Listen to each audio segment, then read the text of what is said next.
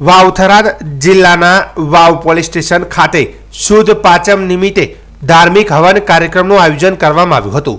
તારીખ 25 નવેમ્બર મંગળવારના રોજ ગોગાના મંદિર પરિસરમાં યોજાયેલા કાર્યક્રમમાં પોલીસ કર્મચારીઓ, અધિકારીઓ અને તેમના પરિવારોએ ભાગ લીધો હતો।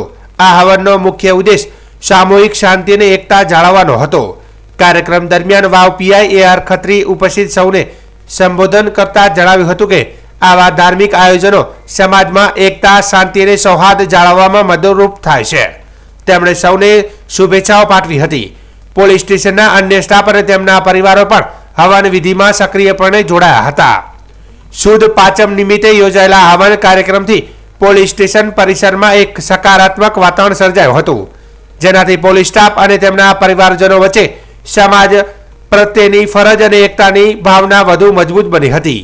આવા ધાર્મિક કાર્યક્રમો સ્થાનિક સ્તરે પોલીસ અને જનસમુદાય વચ્ચેના સંબંધોને વધુ શુદ્ધ બનાવવામાં પણ મદદરૂપ થાય છે।